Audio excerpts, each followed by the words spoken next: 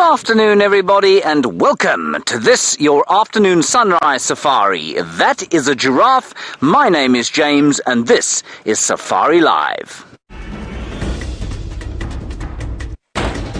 Ready.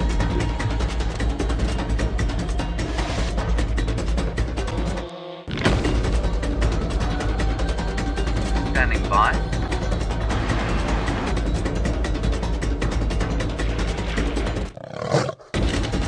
5, 4, 3, 2, 1. You are live, you are live. And that fellow is absolutely fascinated by us. I'm not really sure why. Well, I do actually think I know why. On camera today we have Eggsy, and I think he's possibly looking at the rather odd tattoo on Eggsy's right forearm. Good afternoon, Eggsy. Good afternoon. My name is James Henry, and we are with you for the next 3 hours. You won't be staring only at that giraffe or listening to my voice droning on at you.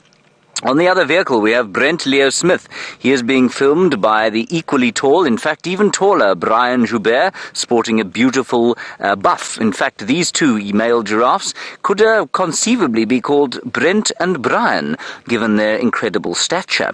Then also, big treat, of course, for everybody, Steph is on walk today, and he's being filmed by Willem Doornbraak. Willem Doornbraak, of course, is the same size as me, and therefore he is, he's kind of being manhandled by the backpack as he goes out on foot this afternoon. In the final control, we see in the voice and Rebecca on the keys. And our plan this afternoon, once we have sufficiently enjoyed these giraffe, is to head towards Buffelshoek Dam and see if we can't find those lions, the little cubs that we saw this morning, perhaps the rest of the Nkuhuma Pride as well. You're most welcome. Please talk to us through the course of the afternoon. You can ask us about these giraffe. You can ask us about these rather splendid clouds just sort of moving over us from the southeast. You can ask us about the great continent on which we live. You can ask us about South Africa, the world's most beautiful country. That's where we are right now, in the northeast corner of South Africa, in the iconic Kruger National Park. Anything you like, hashtag Safari Live if you're on Twitter, or questions at WildEarthTV if you happen to be on the email. So that is the plan for the afternoon. It is a great joy to have you with us, and it is my pleasure, of course, to do this every single day. I drive around in this incredible wilderness, and some people call it work. Right, let's go a little bit forward, get another view of these raffies. I think Brent is heading off towards Arathusa for what should be a very pleasant surprise sighting. I know he alluded to it just before the end of the drive. And we're going to give you one more look at these giraffe, but we're not going to stick around with them because on Arathusa, with your afternoon sunrise surprise, Brent Leo Smith.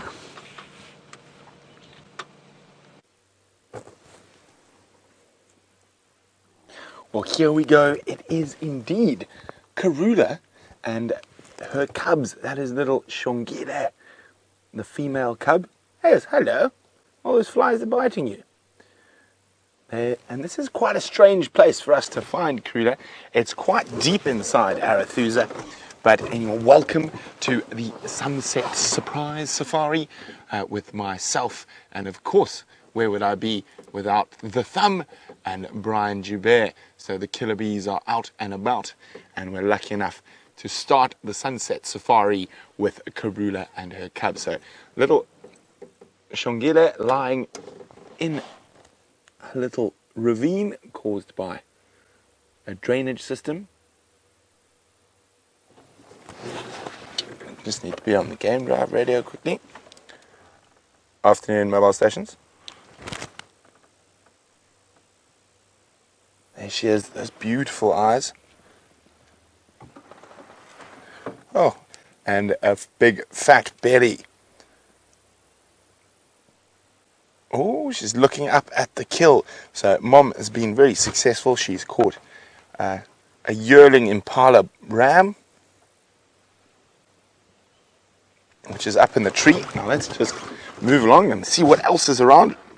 Now, if you are wondering about this leopard that is sitting next to us, indeed we are live looking at a 3 leopards in fact in total. So there's one, and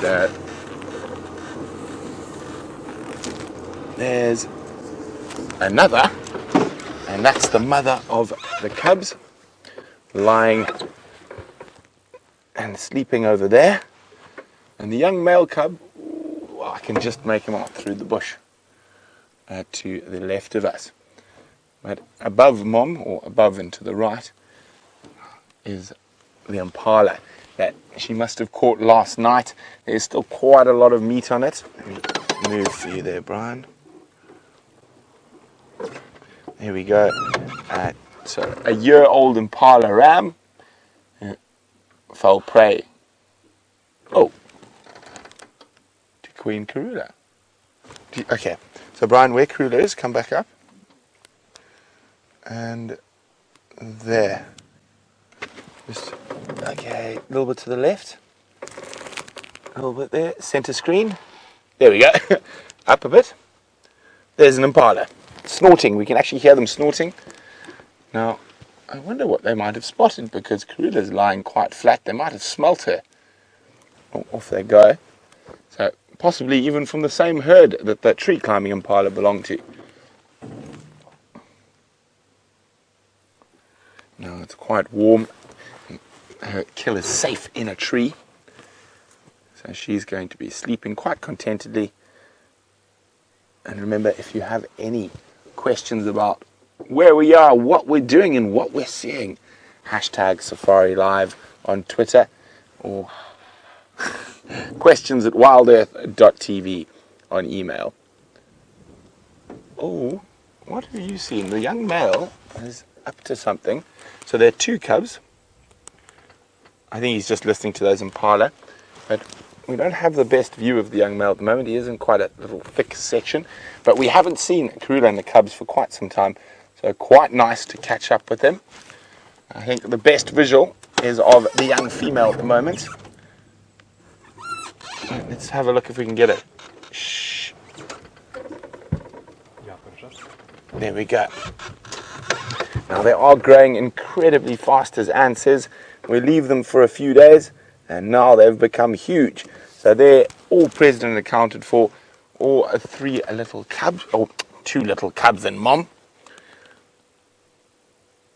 What a wonderful way to start the sunset safari. I'm going to move back towards the little female. She's giving us the best view at the moment.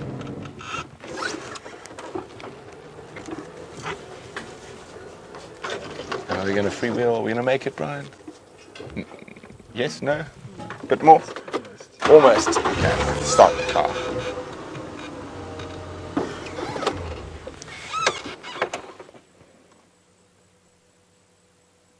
We've got a nice little shady spot there. I was hoping that one of them might be up in the tree feeding, but alas, looks like they're taking an afternoon siesta. Now, the big cats of Africa are really fond of siestas. A leopard probably will siesta about 18 hours a day.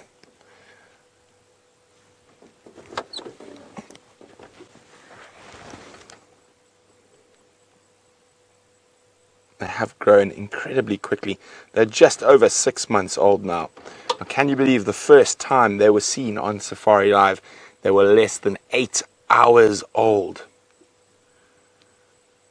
Now that is Shongile, which is the little female, and what her name means is the exquisitely beautiful one.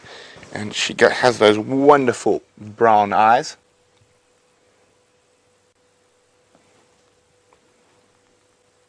Now what she's listening to is, I think it's those impala. I can hear, maybe not only impala, something else moving through the thickets behind her, but she's not too perturbed by that.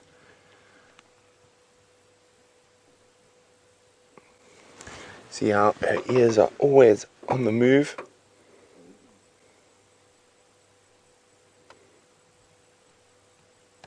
Now it's we're going to be able to see some very interesting behavior when it comes to leopard cubs and their mother, if both of these 2 make it to adulthood. So while they are young, up to about a year, leopards have about a 70% mortality rate for the cubs. Once they've got to a year old, that mortality rate drops down incredibly to sort of less than 10%.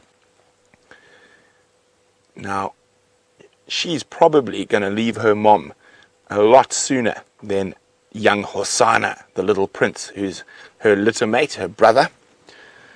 And female cubs generally become independent, sometimes even as much as a year before male cubs.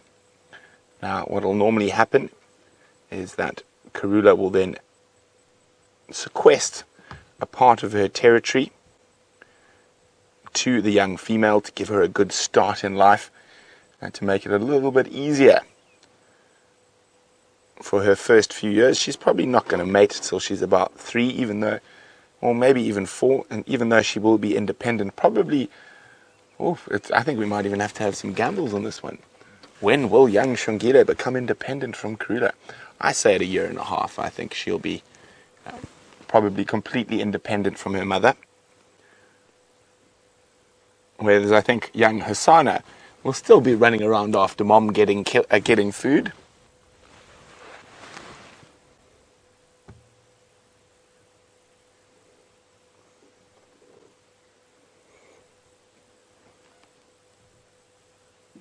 Aaron in New Zealand said, how awesome to see our beloved leopard family again. It's been quite a while.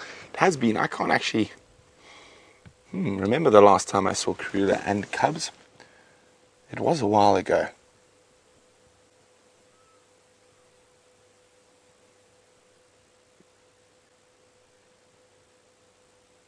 Oh, such a precious sleeping little darling. Oh, there we go. Get more comfortable. So as we're talking about the dispersals of these cubs, it's probably Hosanna is probably going to hang around with Karula till he's about 2, maybe even a bit older, before he becomes completely independent from his mother. Now, the reason for this is that male leopards don't have that nice sort of slightly more cushy start that female leopards do, where they have a territory that has been sort of gifted to them by their mother. They have to now go away from their natal territory or their home territory and go into the big, bad, wide world and range for a couple of years, normally till about 5 or 6, sometimes as young as 4, but normally about 5 or 6 years old, before they can challenge for a territory of their own. And so they probably stay with mom a little bit longer, and mom looks after them a little bit longer because they need to be a bit bigger, a bit stronger to survive in the African bush.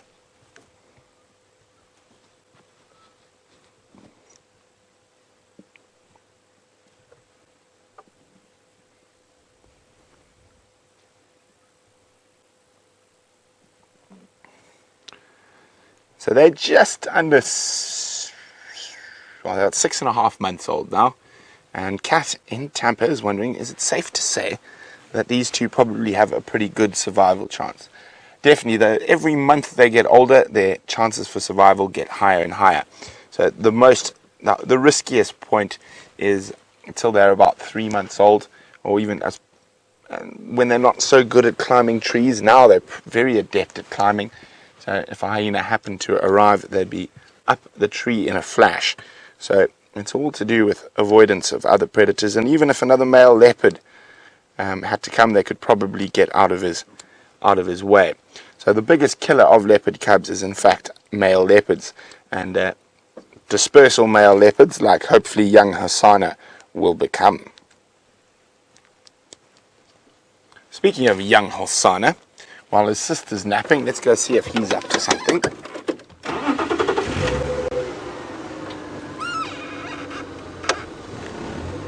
And I have the sneaky suspicion he's napping too.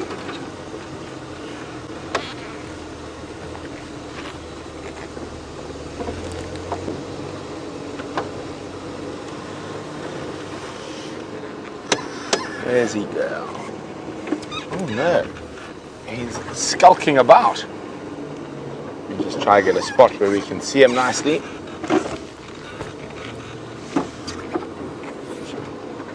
Oh, unfortunately, he's behind a little bit of a thicket, but he's watching us. Hey, little man. There he is. You can see that leopard's fantastic camouflage at work.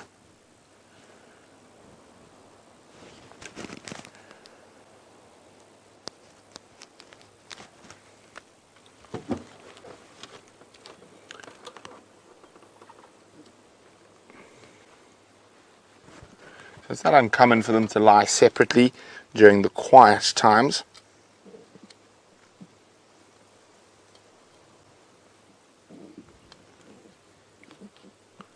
Oh, look at that, you can just see the sunlight catching his eye through the bush. So, let's chat a little bit about where they are in relation to where Karula normally is. So they are quite far to the west. This is what we would generally consider very much Shadow's territory. Just need to find my... And the last time I saw Salahesh was not too far from here either.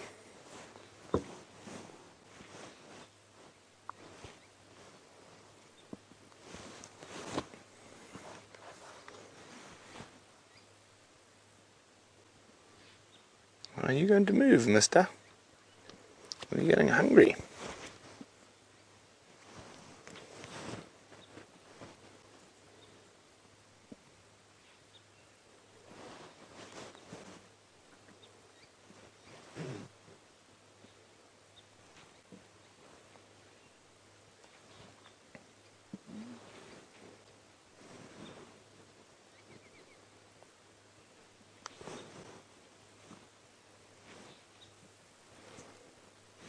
Such a pretty boy.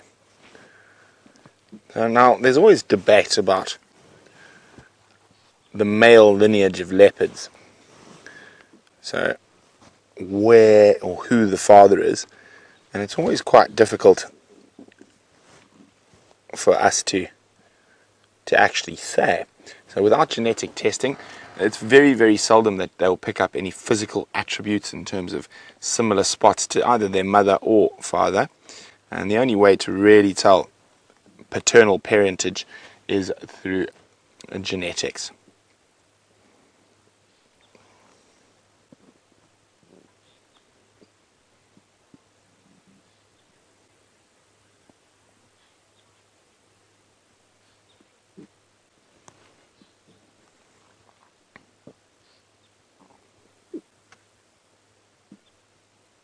Oh, side kitty. While he's lying in the bush there, let me just show you exactly whereabouts we are at the moment.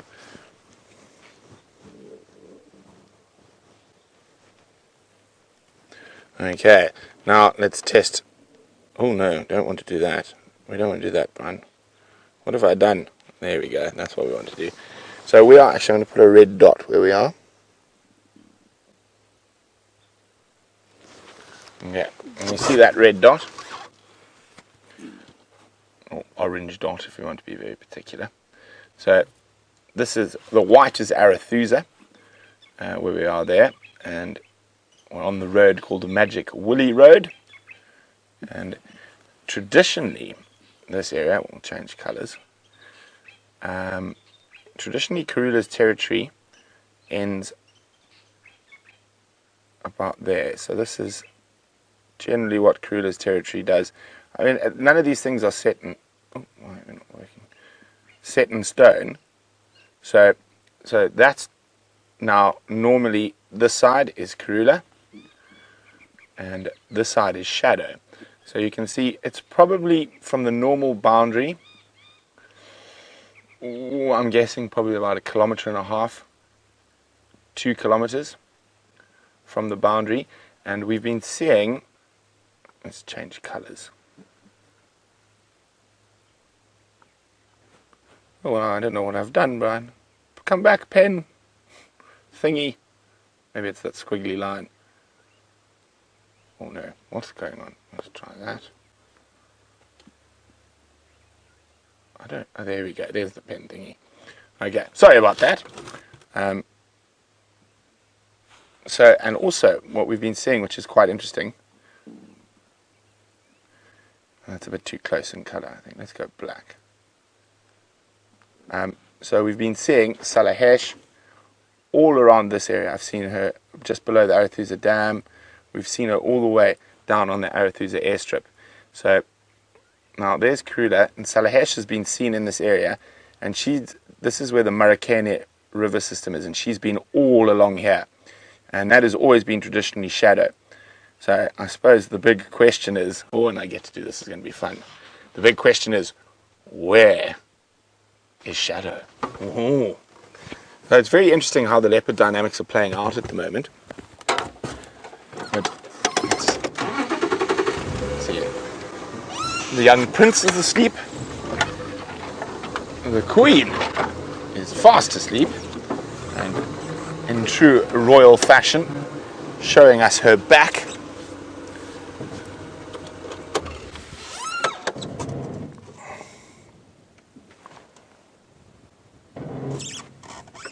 So I think our best bet is the princess, or Shongile, the most exquisite one. Let's see if I get my three-wheel down the hill right this time.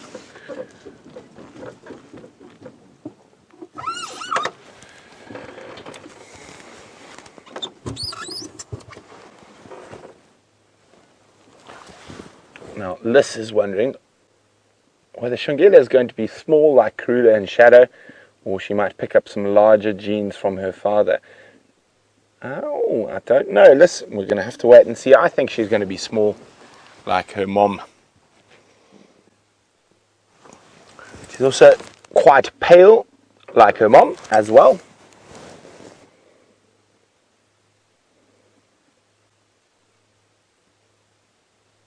Oh, I thought she was thinking about climbing up that gardenia tree and feasting upon that impala. Sorry, my mic's fallen, so if you hear some funny noises, just me fixing it. Okay. So we are on Arathusa, and we've come out early to get here. There's the impala. Well, Scout Moose, Brian must have been reading your mind, because here's the impala. Wondering how long the impala will last. I think it'll probably be finished by tomorrow midday. They've eaten about half. Now they've got full bellies. I'm going to work their way through it tonight and maybe tomorrow morning before it will all be finished.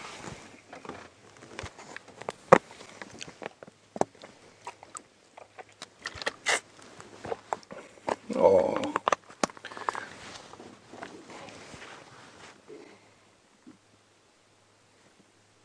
Now there's a possibility they might lose that kill to a male leopard like Tingana, or to a hyena. So an adult female leopard like Karula is very unlikely to drop a big piece of a kill like that to a scavenging hyena. But when female leopards have cubs, the cubs can be a little bit clumsy while they're learning, and they do lose a few kills by dropping them.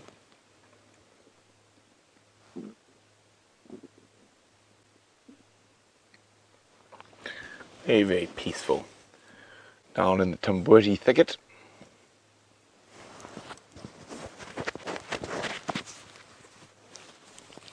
Sorry, that mic is falling again. Let me just try and fix it.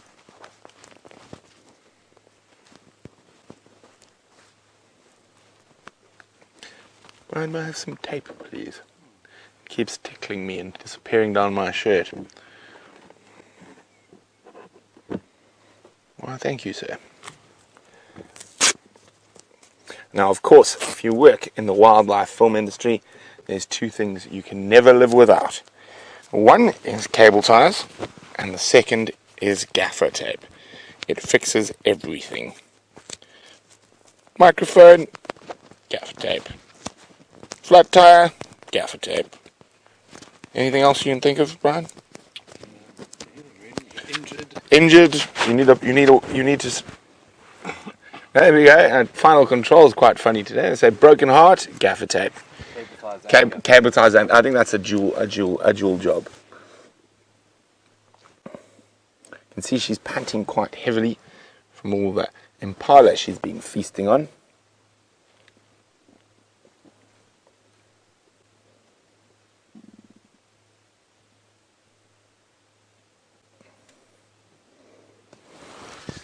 We're going to stay here for a few more minutes, and then we're going to have to move on to let the Arathusa guys come in here and enjoy the incredible sighting. They are quite sleepy. I was really hoping we might find one in the tree.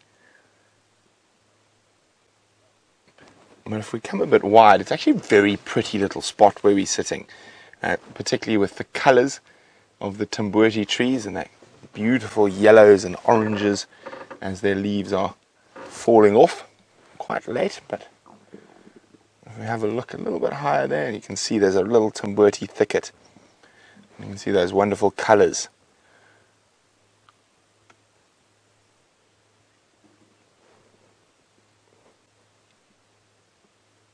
Okay, well, the little princess is asleep. Let's see if we can go have a look at the little prince. He might be out in the open a bit more.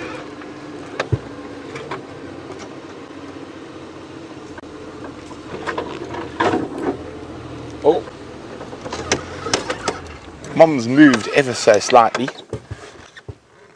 A little roll onto the back. Oh, sorry, I messed that up there. Deepat, what did you hear that? I didn't hear.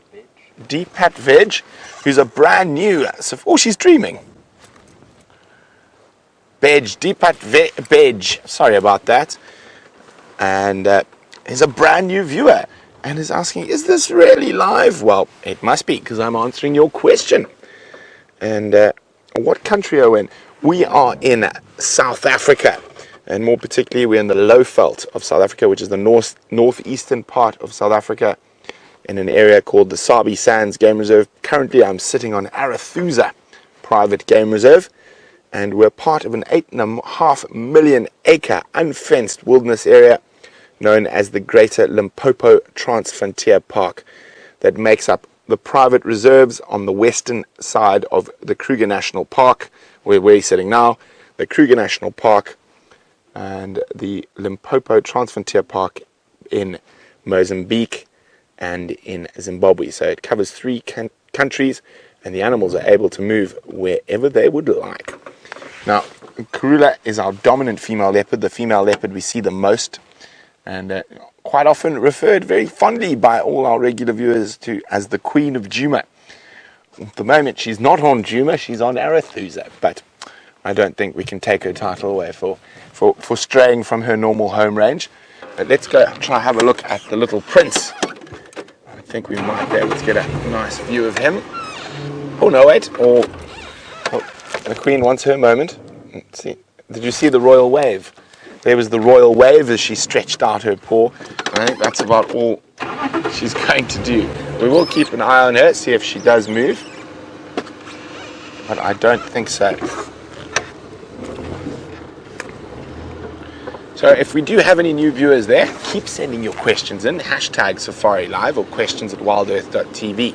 So just a quick insight. So this is my game drive radio, so I'm connected to all the safari lodges that are in the area. So if they find something or we find something, we're able to share the sightings, because the best way to find lots of animals is to share, and we can all look for animals together. But I'm going to see if we can get a view of the little prince. And that is exactly what his name means. Hosana is Shangaan, which is the local language here, and his name means the little prince, or the little chief. And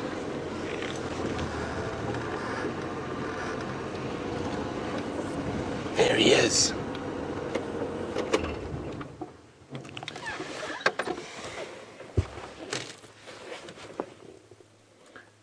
You can see already at this young age he's quite a bit bigger than his sister.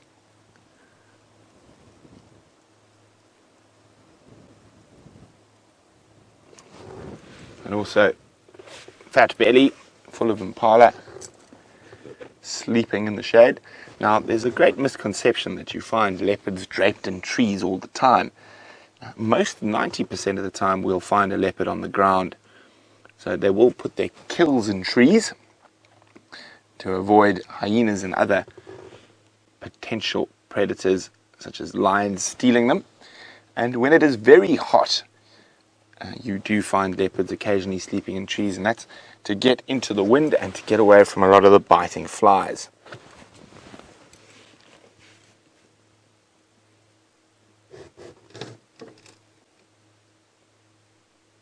They are just too gorgeous. So I hope you guys are taking screenshots, share them on our Facebook page, Safari Live, or pop them on Twitter with the hashtag Safari Live. Oh, it looks like he might head back towards the kill.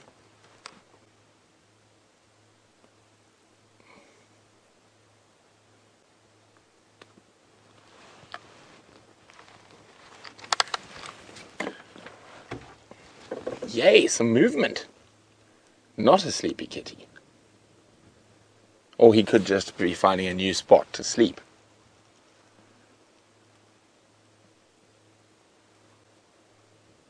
Okay. Let's follow him in. Could be going to see his mom. Could be going to harass his sister. Could be going to have an early afternoon snack. Am I behind us, Brian? We're good?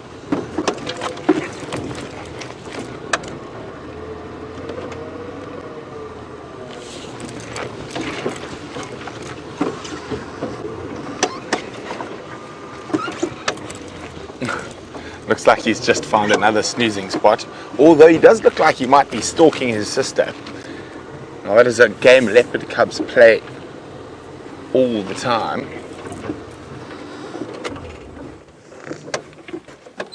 See how his ears are quite flat? Oh no, mom's up the tree.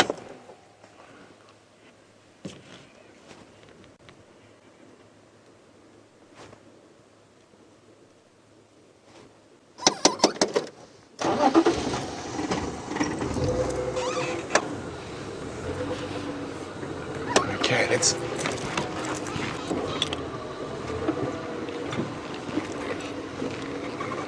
You can see him, he's heading towards mom. Maybe he's getting a bit jealous of mom's dinner. We'll try and get into a spot where we can see her.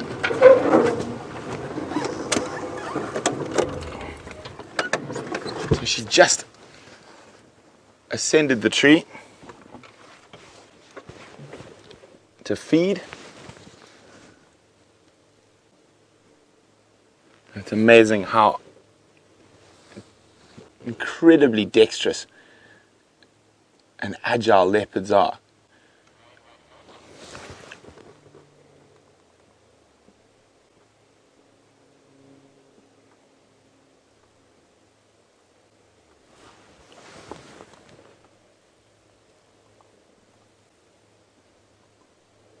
Look at that.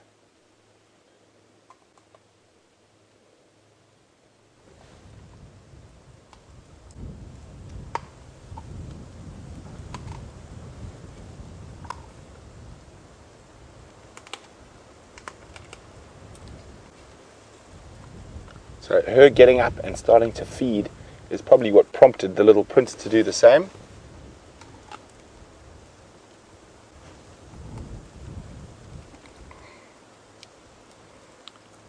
Any Arathusa vehicles?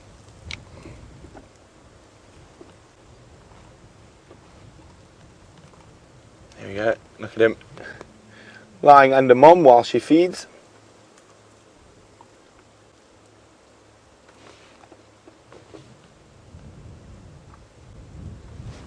And I think little Shongile, the little female, is still fast asleep.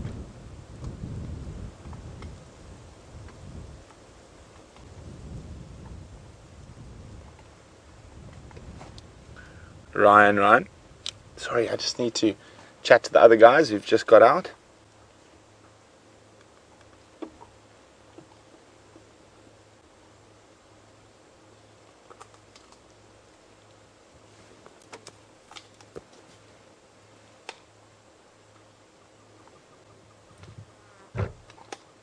crunch, crunch. You can actually hear her breaking those bones from here.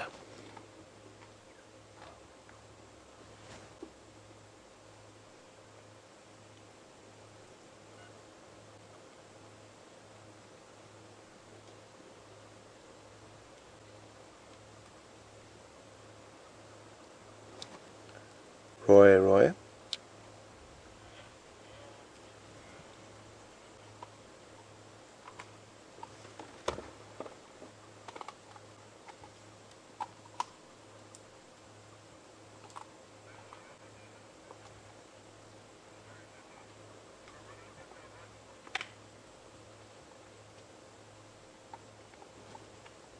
Look at that, right up in the low felt gardenia.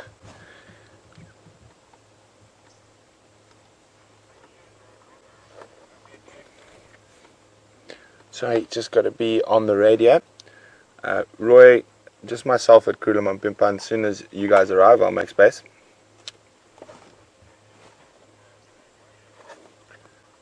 FM. Sorry, I'm just chatting to Roy from Arathusa.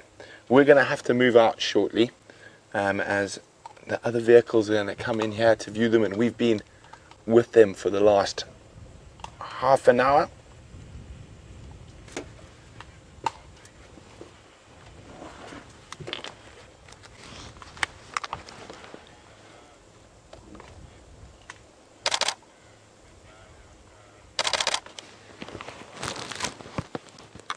Okay, so I've just got to deal with the game drive radio for a second, so while I do that, let's go say hello to Steph, who's out on foot.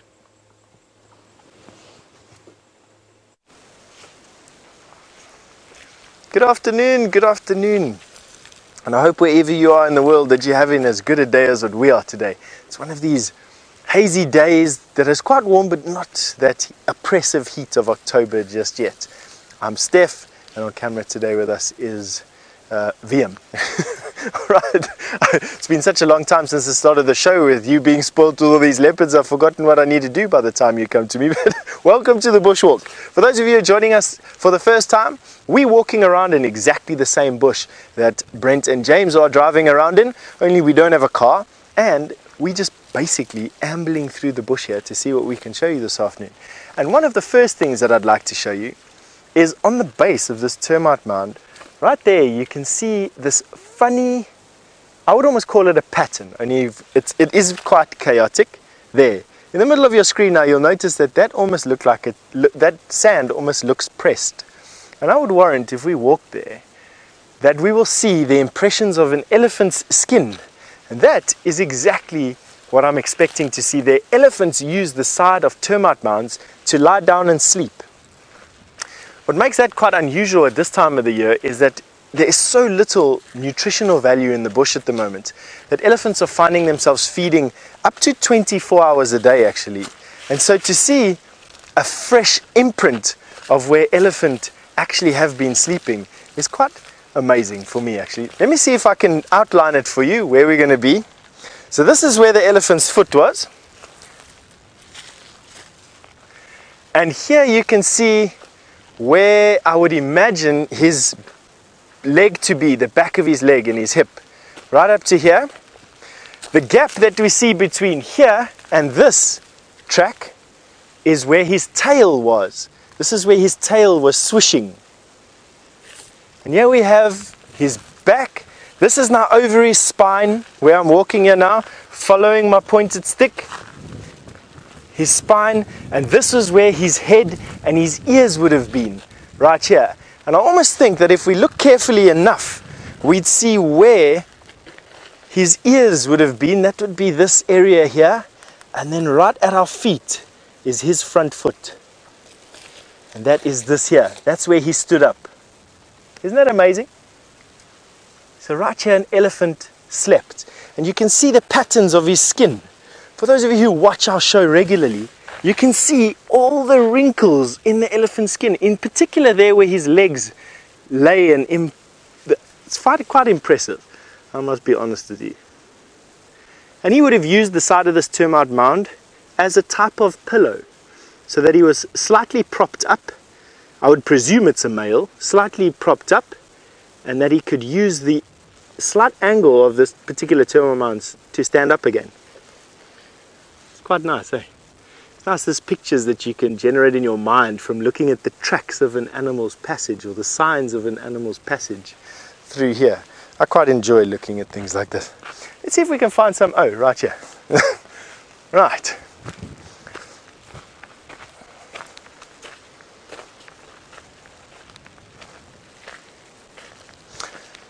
Right, now while I see if we can decide if it's a male or female elephant, I'll ask, I'm going to answer a question from a new viewer called Mantovani, if I get that right.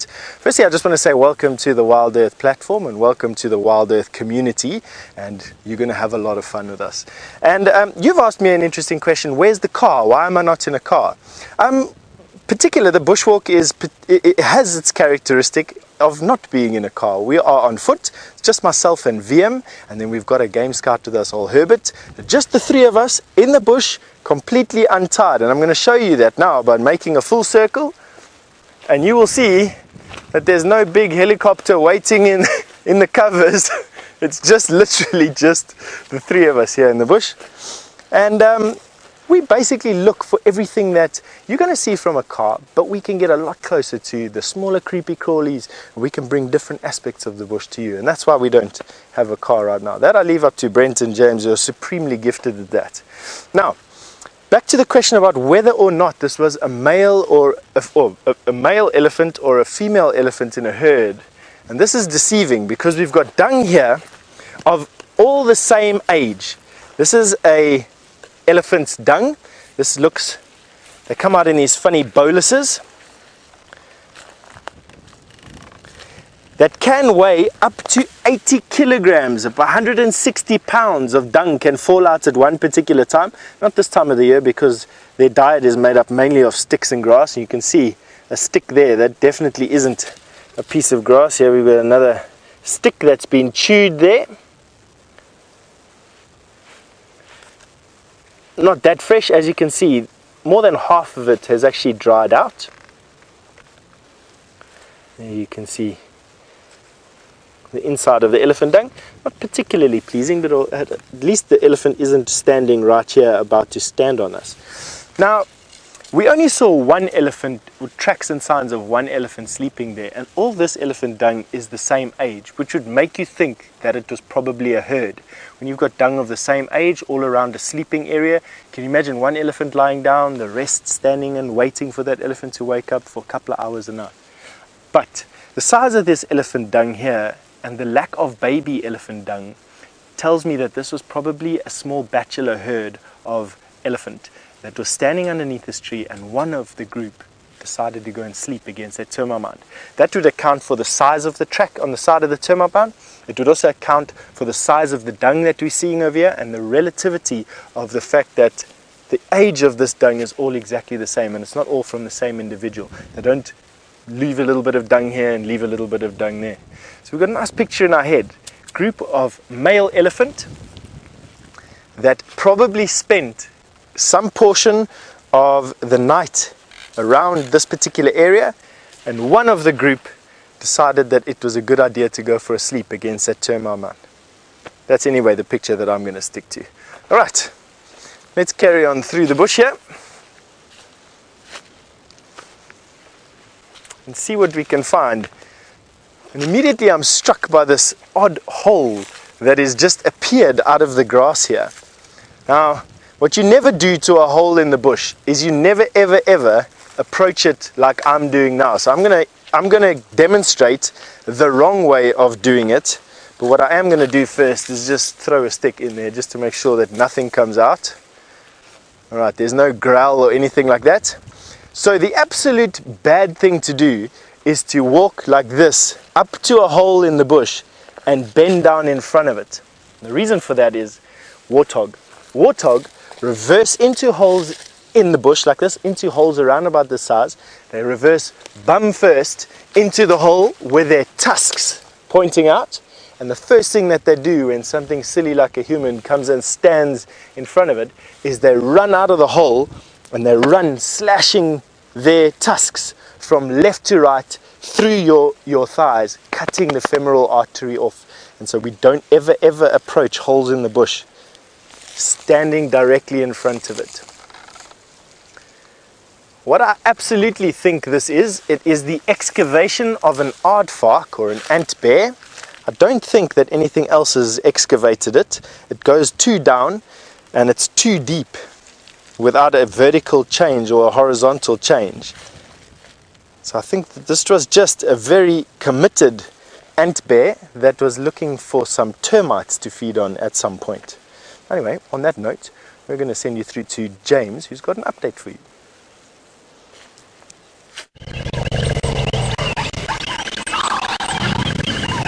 Hello everybody, I'm afraid we don't have much of a good update for you. Now, let me just explain where we are. We have come basically past Buffelshoek Dam.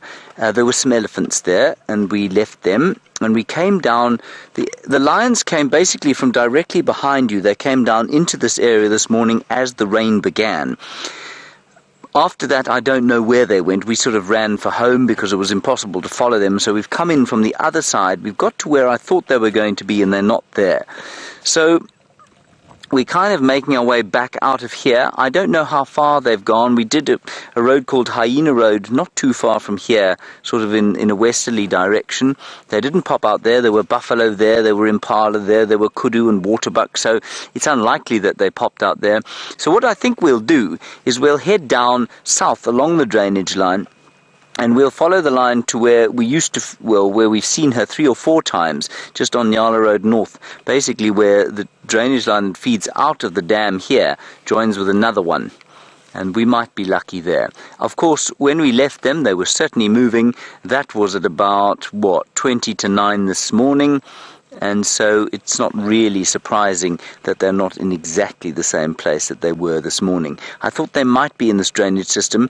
I'm still pretty confident that they are, but I think they may well have turned south and headed down sort of towards the south. So we'll head along there, we'll see what we can come up with. If we don't, well, it's a most beautiful afternoon, as I'm sure you've seen from Steph and Brent, and hopefully Brent will be able to spend a bit longer with the great queen and the prince and princess. Marvellous that they're back, of course. Very jealous that I'm not seeing them, but hopefully we'll have some lions, and I won't have any cause to feel jealous anymore. Light is very stunning here, so while the light is good and the going is good, let's head back across to Brent and those beautiful leopards.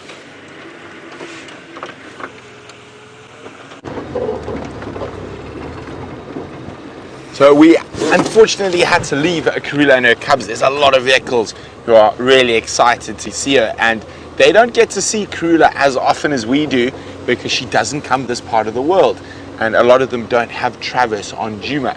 So we've decided we will be very nice and share, and we're going to go head towards Red Dam. Now I'm on my way towards the Knobthorn open area, so that big question mark I drew, where is Shadow? Maybe she's around here. So decided we'll just have a nice calm little look through an area I haven't been into for the last couple of days, see if we find anything interesting or fascinating here, which I'm sure we will.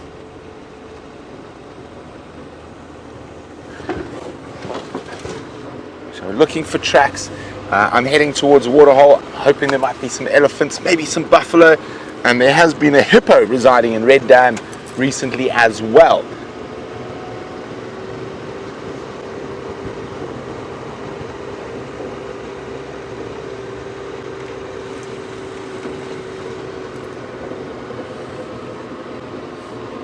Okay, so when you get a junction of roads like this, it's always a good place to just slow down a little bit and have an extra careful look for tracks.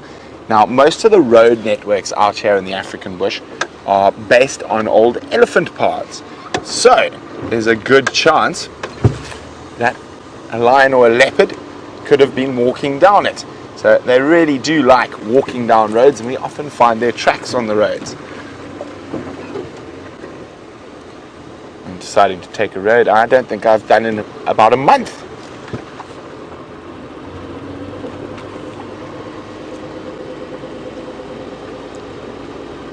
Now this is an area where Shadow can disappear quite easily.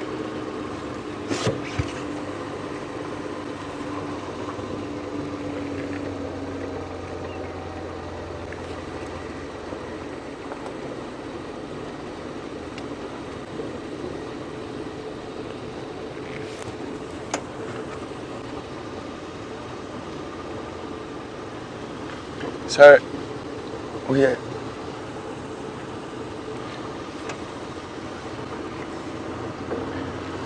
sorry, I'm just listening to the game drive.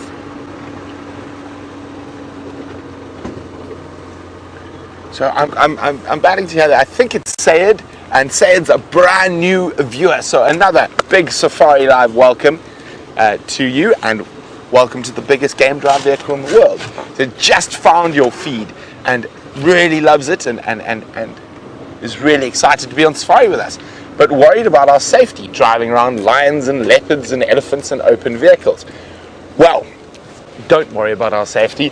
I guarantee you 110% I am safer here in the middle of the bush in my open car than I am crossing a road on a busy road in a big city, or any big city for that matter. Fortunately, all of us have lots of experience in dealing with these animals, and also most animals don't want to hurt you. If they get upset with you, they might give you a warning charge, tell you to go away, or you've come too close. And depending on how you react and how you read those situations, that depends on your safety. And unfortunately, I don't think I've ever felt in massive danger since I'm out in the African bush. And that's not completely true. I have had some hairy experiences over the years, but not since I've been at Safari Live. And it is definitely safer than living in New York or London or Boston or Shanghai or wherever in the world. Now, the reason we're able to drive around in open vehicles is a slightly different story. So, the open vehicle is basically the main reason. It's not from there's no particular reason it's open apart from the fact that I can see better. So I can look there's nothing in my way, I can look here. The camera can swing wherever it needs to. And these animals don't see the vehicle sort of as a living thing as such.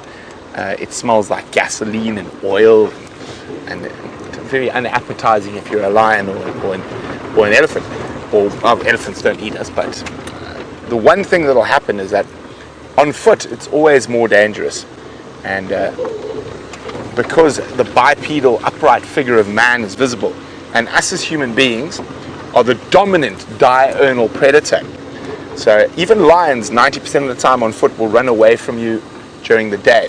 Now, if we're sitting right next to a lion or a leopard and I had to stand up in my seat and they can see that bipedal figure, it'll cause them to either run away or become aggressive. So as long as we sit down, we don't stand up and show that we are bipeds, and the main reason for that is that it's an instinctive response to a predator. So it's the same as a zebra seeing a lion, or a leopard seeing a hyena close to it.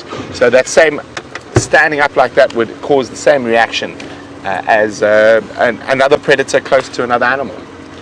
So we're getting quite close to the Waterhole now. I haven't heard any elephants just yet, but you never know. That is the wonderful thing about being on a live safari. I could turn the corner and there could be Tingana, our dominant male leopard, lying in the sand. And this is a favorite haunt of his in this area.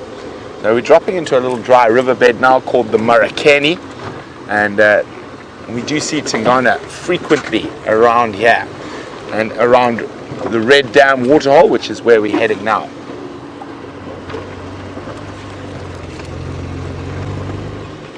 I think the people who are in biggest danger, said, to end this over is the cameraman, because we have to drive through all the bushes and thorns, and they are sitting higher than us, and they get caught up in the trees occasionally.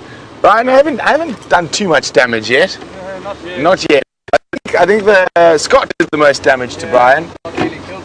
Yeah, Scott nearly killed him. The aerial that sends you the signal happened to whack Brian on the head and nearly concussed him. Now, we've got a wonderful question from the Breakfast Safari Club. Now, this is a group of viewers who get together and over breakfast enjoy Safari Live. And their oldest member is 97 years old. Now, that is impressive. And I wonder, do you still get a letter from the Queen when you turn 100? I think that's only British subjects.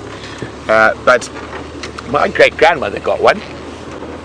But to answer the question, which is how many, what's the oldest person I've ever taken on safari, I would say it was 84, I think, if I remember correctly. 84 years old, and that's not counting my gran, who's come on safari actually this year with me, but at home on a game drive, and she's 93, fit as a fiddle at 93, but yeah, so probably my gran's the oldest person I've ever taken on a game drive at 93 years old.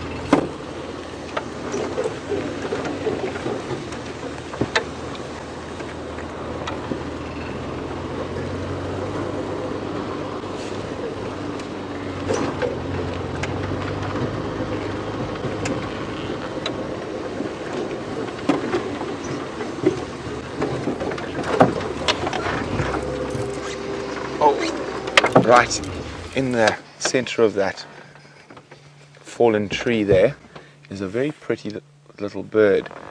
You've got him, Brian. A little bit lower. There we go, there we go. Little black-crowned chagra by the looks of things. Yes. And you see that very prominent black crown. So for our new viewers, a lot of our regular viewers not only keep lists of all the mammals they see, but all the birds. So for our new viewers out there, if you're wanting to start a bird list, there's the first bird for you, the black-crowned chagra. We've got a few more birds here, so let's just move a little bit forward. Maybe we can add number 2 and 3 as well.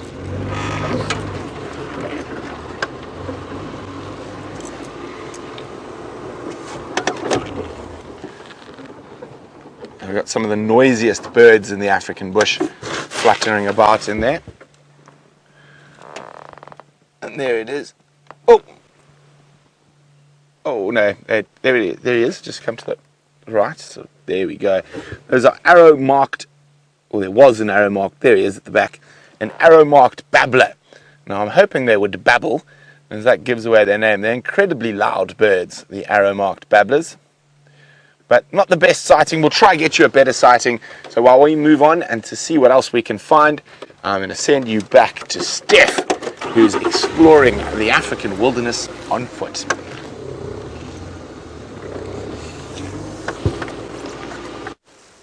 Now, welcome back to us, everybody. And this hole intrigued us immensely in the side of this termite mound. It's an enormous termite mound, I must say. And as you'll see VM going inside there, you'll notice that there's a bunch of flies flying around the entrance of this burrow. I'm going to point out one. There's one there. And here's one here.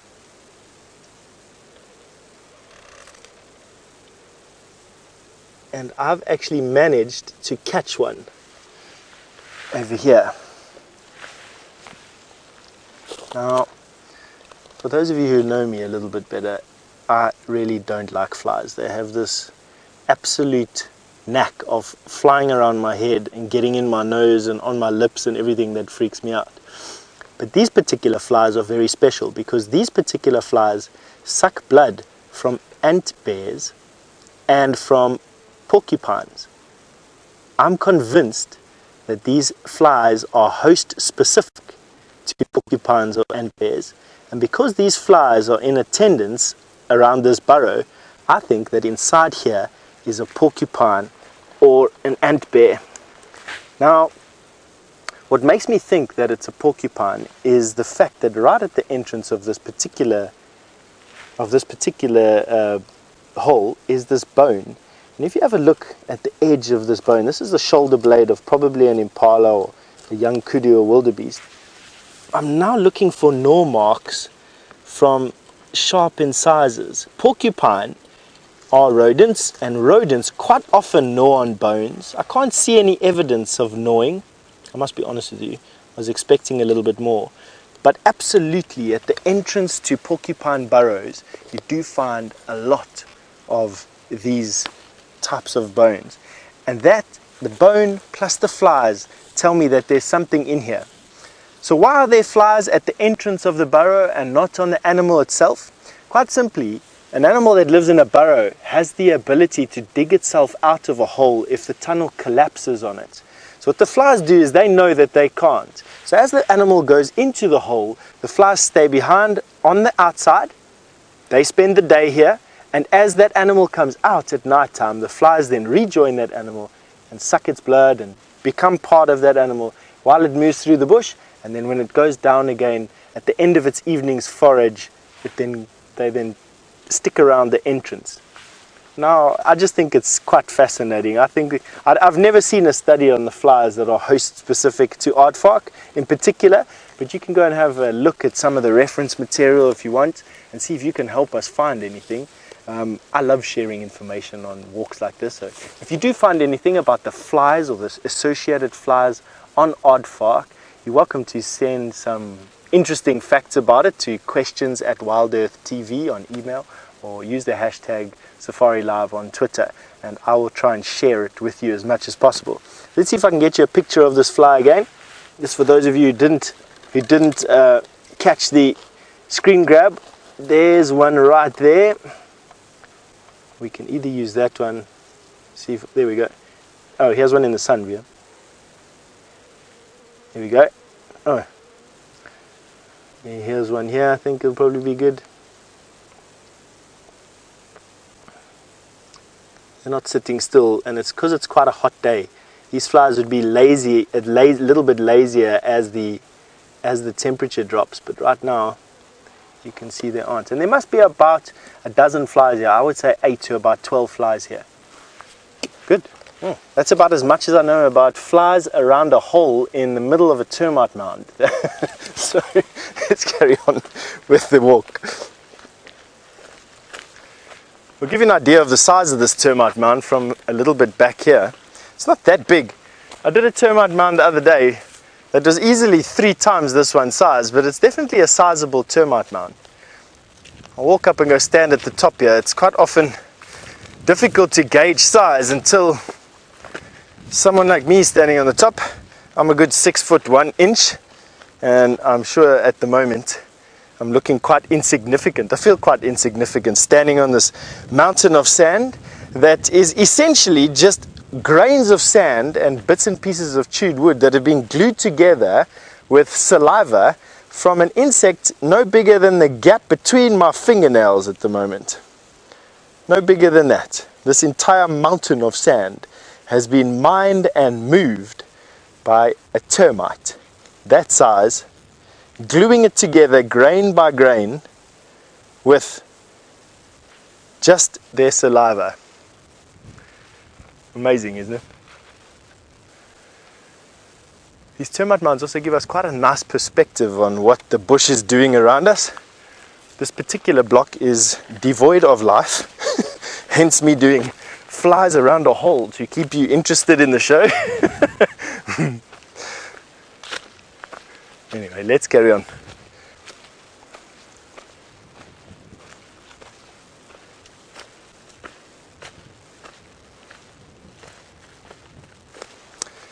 Pecilia, you've asked me, am I wearing covers on my shoes, and what shoes do I recommend for a bushwalk? I am in fact wearing covers on my shoes. These are, I suppose for lack of a better word, gaiters. I don't know, they're not gaiters, but that would be what it is. They actually stop grass seeds from going into the shoe and sticking in my sock and then trying their best to saw my foot off. An eternal bane. They're not here to stop snakes from biting me. They're not here to stop ticks from biting me at all. They're just there to stop grass seeds. And then you asked me, what shoes do I recommend for a bushwalk? A year ago, I started to wear these low shoes made of quite a thick leather, mainly because of the heat that your feet generate out here in the hot summer. The shorter shoe that's made of softer leather makes my foot work less, and therefore my feet aren't that hot. And then I have a very hard rubber sole, and that stops the myriad thorns and spines from sticking through. And even though this sole has literally been worn to half its width, I still am able to, let me see if I can take out one of these for you.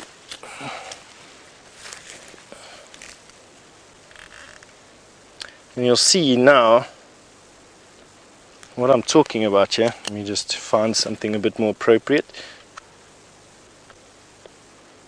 Oh, that wasn't too impressive at all, eh? What a letdown. But anyway, I can't feel anything else. But literally your feet just get full of these things. So a hard rubber sole with a soft, low-cut leather is so far the best boot that I've ever worn in the bush with these gaiters on to stop the thorns from going in your socks. Are they the most comfortable shoes I've ever worn? No.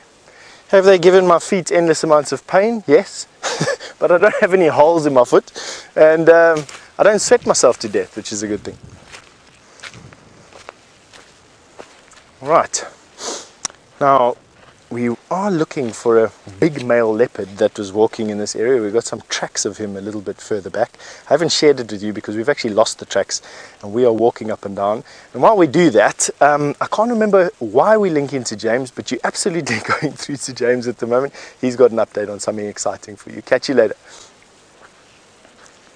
But I can't zoom in. There's a little bird there, everybody. We can't zoom into. It's a rattling testicular. And it was just calling. We've been driving up and down the same drainage line and next to the road called Nyala Road North. We've heard a couple of birds alarm calling. I haven't seen any tracks of those lions though, so I'm really not sure where they've gone.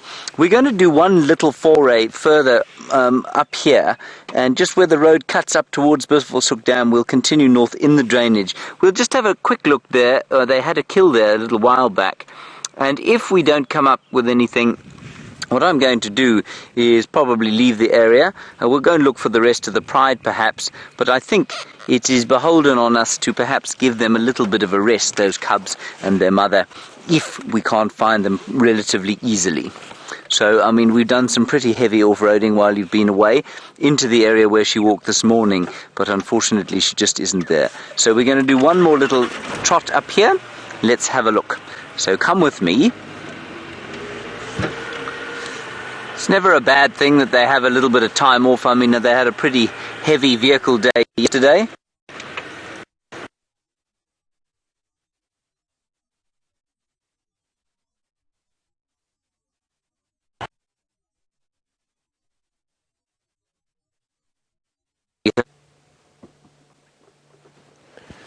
So we've made our way to the waterhole, and we've just been sitting here quietly enjoying Mr. Hippopotamus's company. And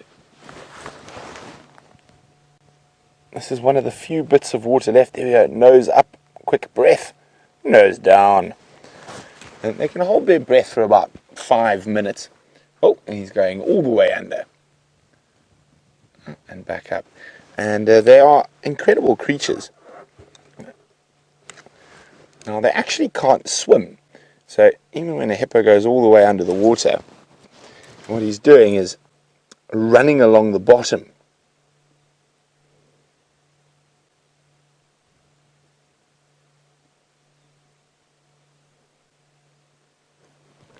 Now this is difficult to see with most of them submerged. It's either a young bull or a very old bull. Now, if there was any bodies of water that were deep enough to still hold lots of females, then the dominant bull would be there. So this is either an old man or a young man. An old man who's been pushed out of the water where all the females are, or a young bull who's not quite strong enough to challenge.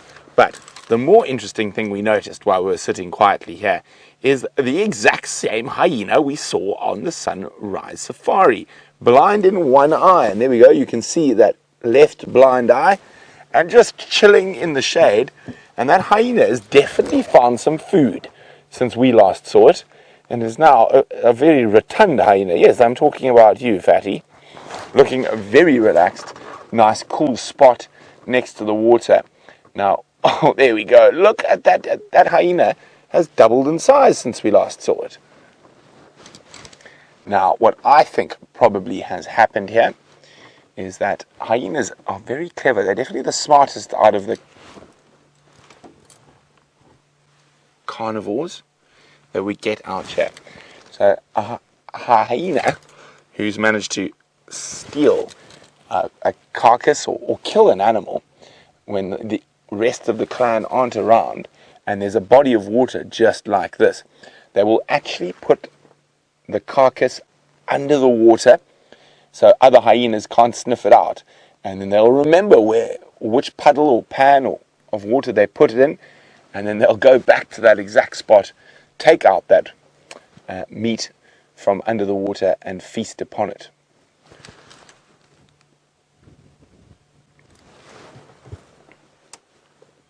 Right, very, very relaxed looking hyena at the moment. Nice full belly, big pan of water to drink, a hippo to laugh at. If you were a hyena, what more could you ask for? Now, as we said, we didn't think this was part of the Djuma clan when we saw it on the Sunrise Safari, and now seeing it this far west in Arathusa, I mean, that hyena has walked probably 7 kilometers or 8 kilometers since where we last saw it this morning.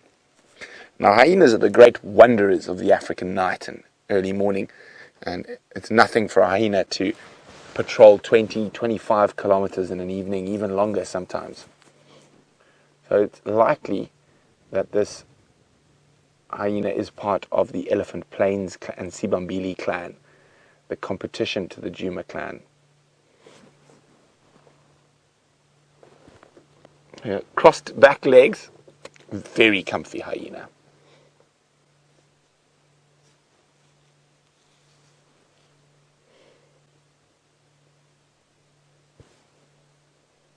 Now we're going to let that hyena continue to snooze and continue on our adventures through the African bush on a live safari. So bye-bye to the sleepy hyena. The lonely hippo. Now if you're a hippo and you've only got a hyena for company, you must have done something wrong.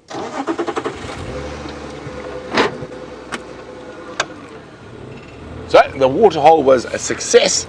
Now let's see what other successes we can have on this incredibly beautiful sunset safari here in magnificent South Africa.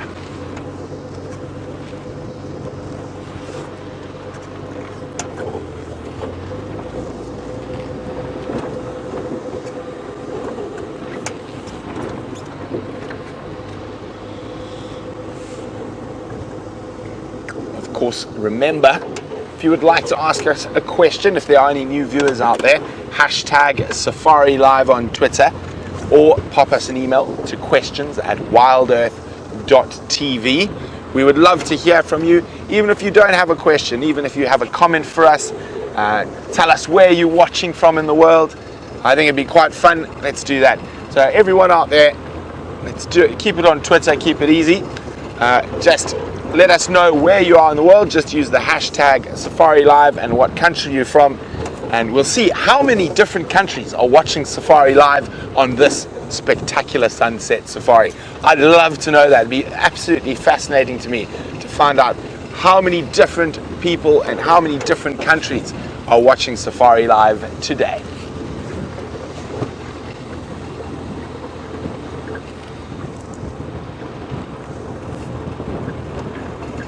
So I think we're going to make our way back towards Djuma.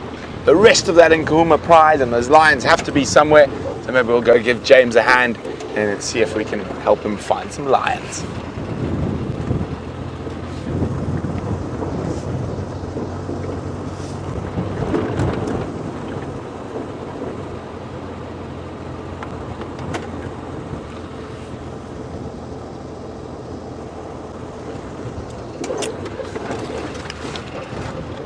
Hi Courtney. Courtney is in the Lone Star State, Texas. And Courtney is wondering, what sort of career might I have had if I wasn't a safari guide? Oh, well, Courtney, I don't think there was pretty much any doubt. So for those of you who might be a bit new to Safari Live, I'll just give you a quick little rundown about me, where I'm from and what I've done. So I was fortunate enough to be born to a bush-mad family. Well, at least one bush-mad person, whoopsie, originally, my dad. And for our early years, we lived on our family game farm in KwaZulu-Natal, which is in South Africa. And then when I was about, I think it was about 6 or 7 years old, my dad got involved in forming of now quite a famous safari reserve called Pinda Private Game Reserve. So I was there for the reintroduction of lion and elephant and all that into an area where they'd been removed by people many years before. So I grew up in a Big 5 game reserve there, and then once my dad was finished with that project, he decided to set his sights north. And one of his favorite countries in all his travels as a university student and going on camping trips and whatnot was Botswana, and more particular the Okavango Delta. And then we moved up there, and my dad started a company called Quando Safaris, and we had the most amazing places that we were able to grow up in. Oh, I forgot, when we were living at Pinda, we actually had a teacher who lived in the bush with us. So we didn't go to school, we had a teacher who lived, and she only taught my brother and myself. And so I was very lucky. From an early age, I've spent time with some of the best safari guides, best trackers, most knowledgeable scientists in Africa. So it was a really big privilege. And I did attempt university very unsuccessfully. So I finished high school and I went off and I started studying law. Let's just say that lasted about 4 months until I decided, no, this was a very bad idea. So I went traveling for a bit, I went overseas, and after a couple of months in Europe, I decided, you know, it's very pretty. There's lots of beautiful art, wonderful architecture, pretty ladies, but there's no elephants, lions, or leopards. So I moved back and went back up into Africa, and I ended up working in Zambia, opening up areas and around Lake Kariba and in the northern Kafue. Then I went back to work for my dad. Now, after running concessions, and our concession is an area of wildlife land that you rent from the government for a yearly fee. So I was running concessions in Zambia at quite a young age, but we were very rustic in those days. And then I went back to work for my dad.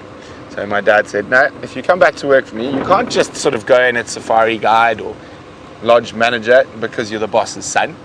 You start at the bottom. So my first job working for my father, after having quite a serious job before that, was a baboon minder. Now, if you're not sure what a baboon minder is, I don't blame you. It's probably not something you know unless you've grown up in the wilds of Africa. So I got paid the equivalent of then about $25 a month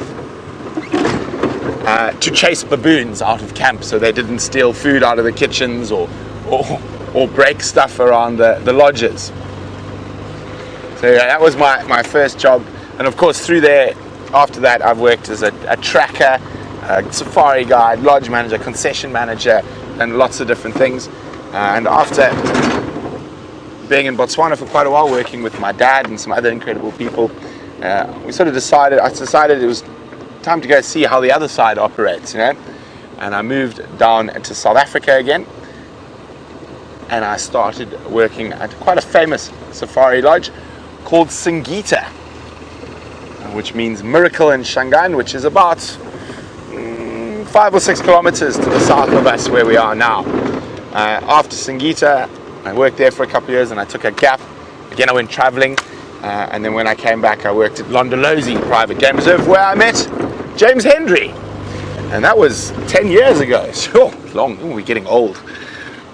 And so met James Hendry there, and then we both left Londolozi around the same time. I went up to southern Tanzania, where I opened up a concession and ran walking safaris in the Selous Game Reserve. It was an incredibly beautiful part of the world. And then after leaving Tanzania, and I started private guiding, so guiding very small groups of people all over Africa, and in between doing that, consulting to different safari companies. And then I ended up getting the opportunity to live in a Gabonese rainforest, consulting on the development of the first luxury ecotourism in Gabon, on the beach where the hippos go surfing. But I'll tell you more about that a little later, because James has found an animal that's even taller than Brian.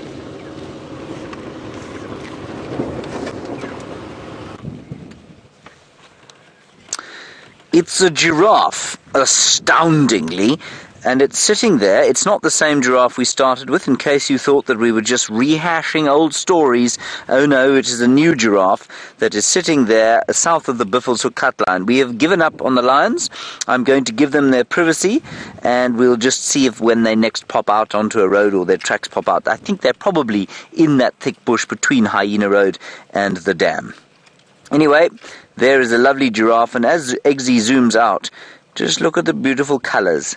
They're so subtle at this time of the year, and you can see the sky is, well, I hate to use the old Simon and Garfunkel song, a hazy shade of winter, but it is rather a hazy shade of winter. It's not quite blue, there's a bit of grey in it there. Now, I have something that I want to do. I'm not going to stab anyone. What I'm going to do is cut a piece of this Dicrostacus bush for Eggsy to eat, because Eggsy's looking a bit thin since he left Cape Town. All those fancy restaurants have been replaced, of course, by the wholesome cooking of Amanda.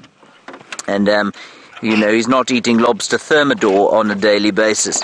I have stopped in a particularly stupid place because, well, this Dicrostacus bush is now spiking me in a place that one should never be spiked.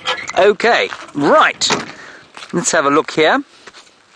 Of course, one should keep an eye open for lions if one is lurking around where lions once were. Now, we watched an elephant bull devour this thing earlier on. And in the same manner as they do with the combretum bushes and that they do with many of the other bushes, they eat away the outer bark and then sort of spit that out, and then they chew the inner bark. And what I want to do is taste this one. I've never tasted this one before, so we're going to taste it, and we're going to give it to Eggsy. We'll probably give it to Eggsy first, just in case it's poisonous, and if he dies, well, then we won't eat it, will we? There you are, Eggsy.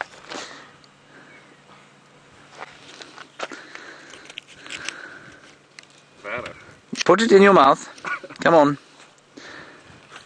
What do we think? Not bad. I'm just going to give it 10 seconds before, in case the poison kicks in. Should I swallow it? If you want to swallow it, he wants to swallow it now. No. No, it's actually quite similar tasting to the acacias. It's not bad. It's quite a good sort of chewing gum substitute. The moist bits. Do you want some more? He's looking very happy now. Is it better than lobster thermidor? I don't even know what lobster thermidor is. Nor do I. I've just heard it mentioned before. Eggsy says he doesn't know what lobster thermidor is. Not bad. I don't think that's bad at all. It's a bit sort of carroty, with a bit of sugar, bit of wood. But it is a distinctive taste, the sap. And I'm sure it's because of that taste that the elephant's eating it. And I'm also sure that it's the same substance that's in the acacia trees. That's actually not bad. Still not as good as the red thorn, that's definitely the best. You see how skillfully I use my knife there, Eggsy. Here we are. Alright, everybody, let me plug myself back in so that Louise might shout at me, and let us continue.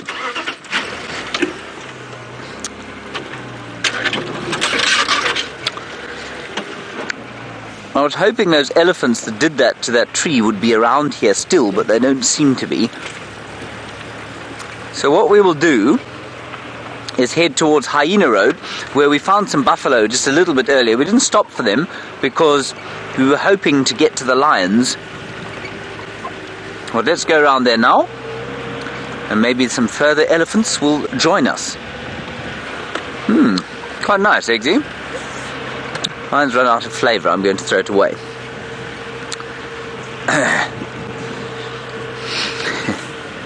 It's always a good idea to use the cameraman as some kind of taster in case you're about to poison yourself. Hello, Dave Woods? Dave Woods? Oh, like eBay. Bay Woods. Hello, Bay Woods. You're wondering about aggression in elephants and hippos. and you want to know which one is more aggressive. Baywoods, and this is a discussion I have relatively often because it's very important to me. There's some kudu in there. So we're just going to go back a little bit. Ah, can you see them there, Eggsy? Now apparently Bay Woods is a retirement community. Let me just actually sneak forward. I'm going to roll forward while I discuss this. Bay Woods, a retirement community. It's really very special that you're all watching us. Thank you for giving us of your time, and thank you especially for asking us a question. Now, what you will find is that no animal out here is aggressive by nature. The only animal I know of that is aggressive by nature is Eggsy the human being. Well done. He didn't actually answer that. I'm just giving him the benefit of the doubt. Elephants can become threatened, at which point they become aggressive, at which point they become dangerous.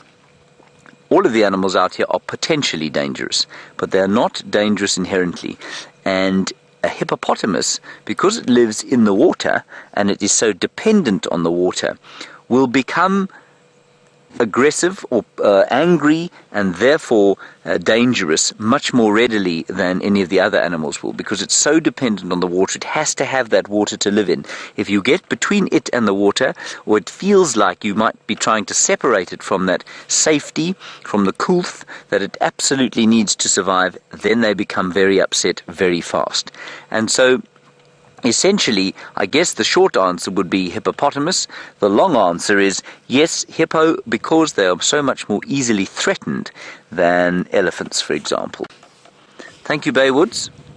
Nice to hear from you all. Please tell us where Bay Woods is. I'm assuming, I'm going to have a guess here, that it's in Florida. Is it? If it isn't, I'm sorry. Now that kudu is very clearly had her attention arrested by something. Ah, Baywood is nowhere near Florida, it's in Annapolis. Sorry about that, I'm not sure why I thought it was in Florida. You can see she's staring off towards the west. She's not alarmed though. If she was alarmed, she'd make that very loud, very low frequency alarm bark. That's what it sounds like. Alright, let's go continue down the way here and see if we can't pick up maybe some elephants. And maybe whatever it is she's looking at. She could be looking at elephants like that. She would look at them like that. And she wouldn't alarm call at them because she wouldn't be afraid of them at all.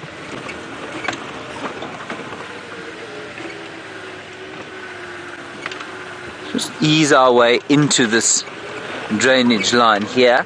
It's possible that those lions could have come into this drainage here and then popped out in the north, but I think she'd be alarm calling at them. I'm pretty sure she'd be making that infrasonic sort of alarm bark. Anyway, let's just check our tyres. Eggsy, would you check the two on that side? Do they look alright to you? Yep. Good, he says they look fine, everyone. It's a relief. Now, the buffalo were just down here. Let's go and have a look at them. We've been seeing very few buffalo of late. Not really sure why that should be the case. But to say that maybe they've been up in Buffels Hook looking for water there. But as I say that, you know, they used to hang around the Pans, Vuurtela Pan and Galago Pan a lot. That is precisely the kind of drainage system area where the lions have been keeping their cubs, or certainly until very recently. And I wonder if their presence hasn't driven the buffalo somewhere else, perhaps onto Buffels Hook or just into the bushes.